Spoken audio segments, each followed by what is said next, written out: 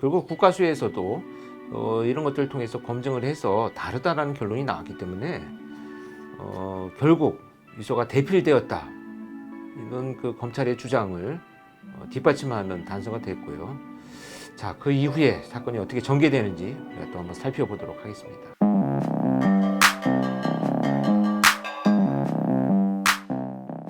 이후 검찰은 김기설 씨의 유서와 강기훈 씨가 과거에 썼던 노트나 수첩 등의 필적을 입수해 국가수로 보냈습니다.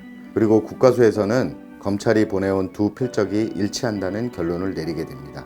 결국 친구의 유서를 강기훈 씨가 대필했다는 이야기였습니다. 국가수가 감정한 내용은 두 문서에 그 글자 생자를 쓰는 방향과 연결 부분이 같고 모음을 쓸 때 받침을 침범하는 습성이 있다. 이 애자를 쓸 때 위에서 아래로 벌어지는 특성이 같다고 했습니다. 이것은 당시 국가수 문서 분석실장인 김 씨의 감정 결과라고 했습니다. 1심을 담당했던 판사는 국가수 문서 분석 실장이었던 김 씨를 감정에서 최고 권위자였다고 말하며 당시 그의 감정에 대해서 시비를 걸 수 없는 상황이었다고 기억했습니다. 결국 1심과 2심 재판부는 강기훈 씨에게 유죄 판결을 내렸습니다. 네, 이렇게 이제 1, 2심 재판부는 당시 국가수 문서분석 실장의 감정 결과를 받아들여서 강기훈 씨에게 유죄를 선고했는데요. 사실 이게 고원장은 또 다른 결론을 냈다고 합니다. 심지어 이 사건으로 논문까지 썼다고 하는데 의견을 한번 들어보도록 하겠습니다. 이 사건을 재조사하게 된 경우는 제가 필적 감정을 하면서 감정인으로서 풀어보고 싶은 과제이기도 했고요. 제가 대학원 과정 중에서 논문을 준비하면서 그때 마침 진실과 화해를 위한 과거사 정리위원회에서 대대적인 조사를 했습니다. 조사를 하면서 자료가 엄청 많고 실제로 활동하는 감정인들한테 자료를 주고 촬영하고 또 다른 분한테 주고 촬영하고 이렇게 직접 가지고 다니면서 촬영하는 절차를 통해서 감정을 하게 됐습니다. 근데 그 자료는 다양하게 그 두 분의 필적을 다양하게 확보를 해서 하다 보니까 1심에서 했던 부분과 뒤집어지는 결과가 나왔습니다. 당사자인 김기설 씨의 자필로 판단이 되었습니다. 그럼 구체적으로 유서와 강기훈 씨 필적을 보면서 이야기하면 좋을 것 같아요. 당시 그 재판부와 검찰, 국가수의 생각과는 달리 유서의 필적이 왜 강기훈 씨의 필적과 다른지 설명을 좀 해줄 수 있을까요? 지금 요 화면을 보시면 유서 두 장이 보입니다. 감히 생각도 못할 그런 분신 자살을 생각하시면서 그리고 국가의 미래를 염려하시는 분의 입장에서 쓰다 보니까 이 필적이 흘림체 성격으로 이렇게 기재가 되어 있습니다. 김기설 씨는 정자체 필적과 비교를 했고 강기훈 씨는 또 나머지 필적들을 진술서, 화학노트 그리고 이 과거에 감정을 했었던 부분들을 보면 연관성이 전혀 없는 건 아닙니다. 필적의 특징 중에서 일반적인 부분들만 잡아서 거기에서 연관된 부분들만 잡는다라고 하면 이거는 감정의 결과가 올바르게 도출될 수 없습니다. 왜 유사성이 있고 왜 차이가 있고 기재 조건에 대한 다양한 변화성을 검토를 해야 판단을 할 수 있는데 그런 부분에서 전대협 노트도 검사를 했었고 그리고 낙서장, 각서, 강기훈 씨가 출정 거부 이유서 그리고 편지, 봉합엽서에 편지 썼던 부분들에 대한 필적을 여러 가지를 검토하게 되면서 결과는 상반되게 나오게 됩니다. 자, 이제 그러면 문서가 이제 준비되잖아요. 비교 분석을 할 수 있는 문서가 준비가 되면 같은 필적인지 알아보기 위해서 가장 첫 번째 첫걸음이 어떤 것들이 있을까요? 자료를 보시면 이 감정을 위해서 실제로 그 당시에 국내에서는 판단할 수 있는 국가수의 기관 결과를 뒤집어 엎기 위해서 일본에까지 가서 감정을 해옵니다. 근데 그 재판 결과에서는 일본 사람이 한글에 대해서 어떻게 파악을 하겠느냐라고 해서 그 감정 결과를 배척을 합니다. 그리고 지금 돌이켜보면 그 특징들에서 분명히 보면 연관되는 부분들은 김기설 씨는 히읗을 하나의 획으로 마무리 짓고 강기훈 씨는 두 가지로 나누고 피읍에 대한 특징 그런 부분들에 대한 특징이 자세히 검토를 해보면 차이점이 있는 부분들을 파악할 수 있습니다. 그런 자음 모음을 다양하게 분석을 해서 결과가 나올 수 있습니다. 자, 그렇게 해서 자음과 모음을 분석하고 나면 다음 단계로 넘어가는 것이 어떤 게 있을까요?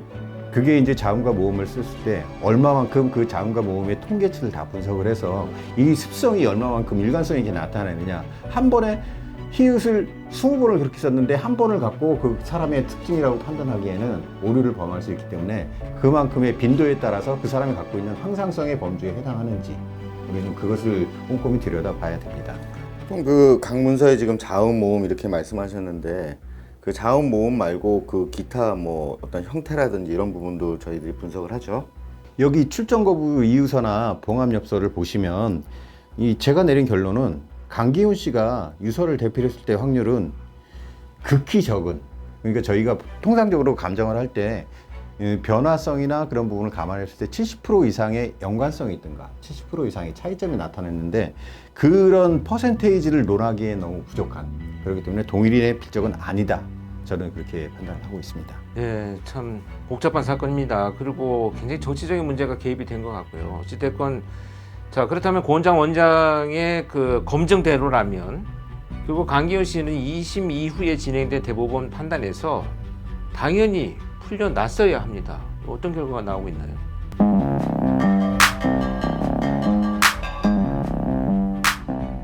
현장에서 발견된 유서를 김기설 씨 본인이 작성했다는 것을 증명해야 강기훈 씨는 풀려날 수 있을 겁니다. 당시 강 씨의 변호사들은 제대로 된 필적 감정을 위해서 유서에 쓰인 것과 같이 김 씨의 흘림체 필적, 여기서 김 씨는 김기설 씨죠. 이런 내용이 언론에 통해 보도되자 곳곳에서 김기설 씨의 필적이 제보됐고, 특히 분신하기 전날 김기설 씨가 여자친구에게 주었다는 전민년 수첩이 새로운 증거로 떠올랐습니다. 김기설 씨의 스케줄이 빼곡히 적혀있던 수첩, 유서처럼 흘림체로 작성된 수첩이었습니다. 하지만 증거로 제출된 수첩을 본 검찰은 이렇게 반응했다고 합니다.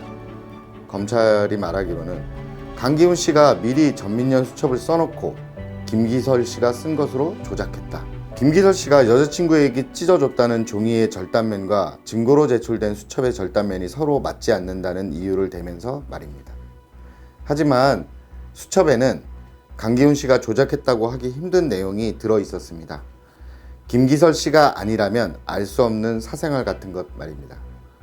특히 내용 중에는 김기설 씨가 그 지인에게 300만 원을 빌렸고 갚기로 한 날짜도 적혀 있었다고 합니다. 수첩의 내용처럼 김 씨가 친구에게 300만 원을 갚겠다고 쓴 각서까지 발견됐지만 그래도 검찰은 각서에 도장이 찍혀 있지 않다라며 필적 증거로 받아들이지 않았습니다. 왜 강기훈 씨를 범인으로 만들어야 했던 건지 참 의문입니다. 그 같은 흘림체로 쏜 수첩이 발견됐고 이거로 또 필적 감정을 하면 뭐 결과를 알 수 있었는데 왜 이렇게 증거로 받아들이지 않았던 거죠? 당시만 해도 소위 답을 정해놓고 가는 그런 방법의 수사였기 때문에 정말 누가 봐도 부당하고 잘못된 분노가 치미는 그런 감정이 생기는 지점이기도 합니다. 당시 강기훈 씨의 변호사 측에서 김기설 씨가 작성한 다른 흘림체도 증거로 제출했었다고 합니다. 근데 원주의 한 단체를 방문했다가 방명록을 썼던 건데요. 김 씨가 방명록을 썼던 당시 이를 목격한 목격자도 있지만 검사는 목격자가 당시 김 씨가 쓰던 펜이 무슨 색인지 기억을 못한다는 이유로 이것도 증거를 받아들이지 않았다고 합니다. 만약 범죄 사건에서 목격자가 범인을 목격했을 때는 외모나 옷 색깔 등을 기억하는 게 중요할 것 같습니다. 그런데 방명록에 이름을 적는 걸 목격했는데 펜 색깔이 무엇인지 기억한다, 이런 검찰의 의견을 전직 경찰로서 어떻게 생각하세요? 사실 뭐 기억 왜곡이라는 것은 얼마든지 일어날 수 있고요. 무슨 근거로 필적 감정이 되었느냐라는 논리적인 과학적인 단서가 제공되어야지 당시에 글을 쓸 때 네가 썼냐 안 썼냐를 구체적인 기억을 어떻게 무슨 색깔로 썼느냐 어떤 자세에서 썼느냐 뭐 이런 것들을 단서로 해서 그것을 평가한다는 것은 제 입장에서는 뭐 타당하지 않다 이렇게 생각이 듭니다. 그 이후에도 김기설 씨가 뭐 썼던 업무일지라든지 뭐 수첩 이런 것들이 증거로 막 제출이 됐었는데 검찰이 그냥 싹 다 증거 채택을 하지 않았다라고 그러더라고요. 제가 만약 강기훈 씨였다면 정말 너무 억울했을 것 같다는 생각이 듭니다. 그런데 그 경찰이 유서 대필을 주장한 한 가지 이유가 더 있었는데요. 바로 유서의 내용이었습니다.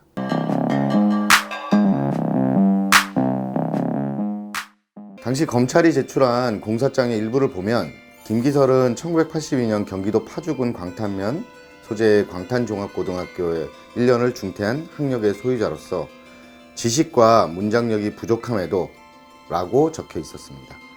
유서에서 쓴 단어나 문장이 고등학교 1학년 중퇴 학력을 갖고 있던 김기설 씨가 쓸만한 내용이 아니라는 결론을 냈던 것입니다. 저희가 준비한 자료에 보시면 공소장이 있으니까 공소장의 부분에 대한 그런 내용이 들어있고요.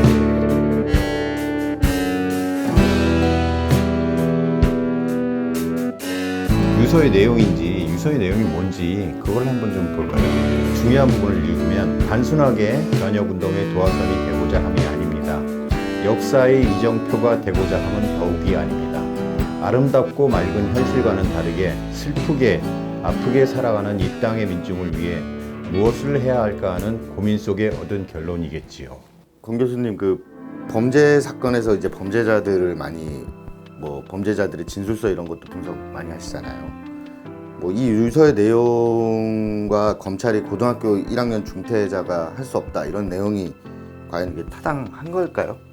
근데 어쨌든 지금 이 사건 전반에 걸쳐서 검찰이 주장하는 단서들은 사실 논리적이지도 않고요. 좀 더 과학적이지도 않습니다. 학력이 낮기 때문에 이렇게 글씨를 잘 쓰거나 글의 내용이 좀 화려하지 못할 것이다. 이런 선입관들을 가질 수 있습니다. 그러나 이 김기설 씨에 대한 이 비하인드 스토리를 들어보면 일단은 군복무하던 당시에 다른 병사들 사이에서 굉장히 유명했다고 합니다. 왜냐하면 병사들의 연애 편지를 대표해 줍니다. 또는 문장도 좀 근사하게 잘 만들어가지고 좀 매력 있게 표현을 잘 하고 있었고요. 여러 가지 흔적들을 본다면 학력이 낮기 때문에 이런 유서를 쓸 수 없다라고 하는 이런 단서를 바탕으로 전체를 평가하는 이것은 굉장히 큰 오류가 있다 저는 이렇게 생각을 합니다.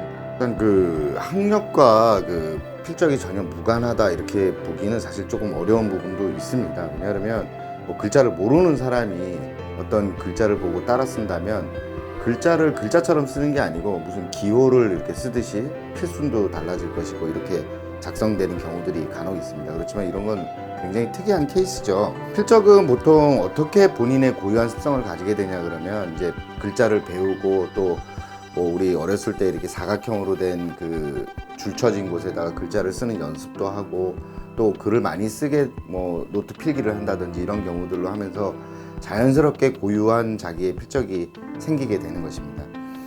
고등학교 1학년 정도의 학력이라면 사실은 글자의 형태만 본다면 글자의 형태를 가지고 이게 이 사람의 학력을 추정한다거나 그러기는 사실 쉬워 보이진 않고요. 충분히 작성할 수 있었던 그런 내용인데 이 모든 것이 전부 이제 증거로서 다 배척이 됐다는 게 조금 의아할 뿐이죠. 근데 결과를 이쯤 되면 무죄를 선고해야 되는 거 아닐까요?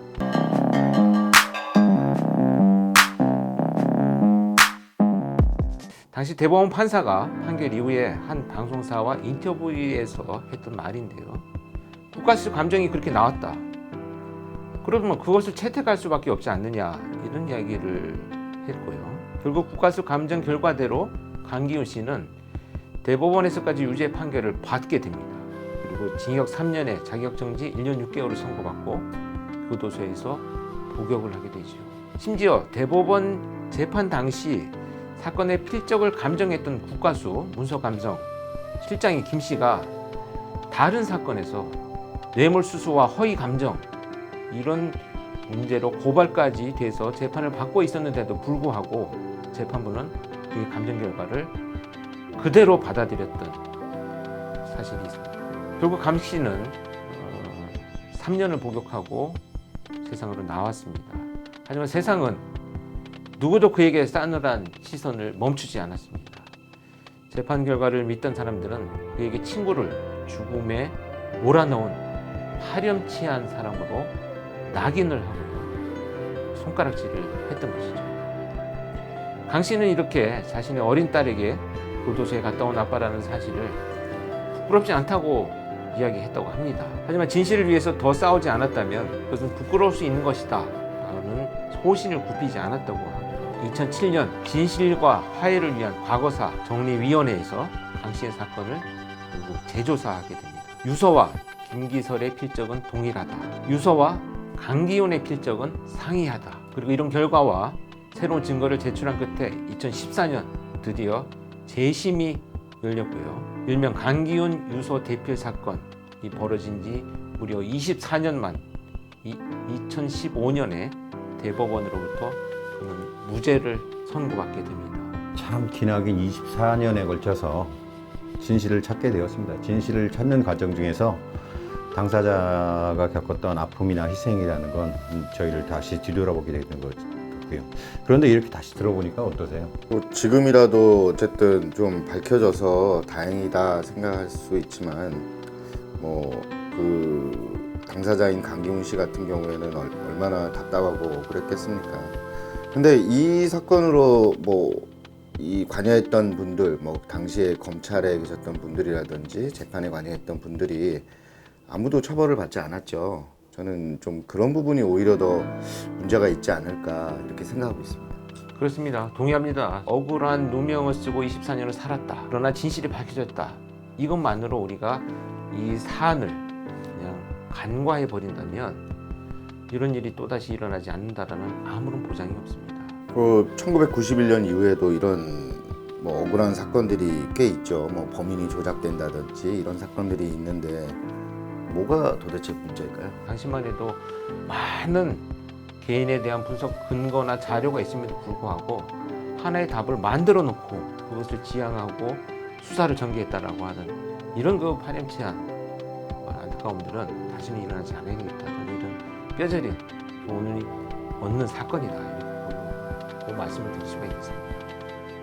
저번에 영상 올렸던 장자연 씨도 그렇고 이번 사건도 그렇고 다 억울한 사건이어서 마음이 좋지도 않고 저희 문서 감정을 하는 사람으로서 막중한 책임감도 느끼게 됩니다.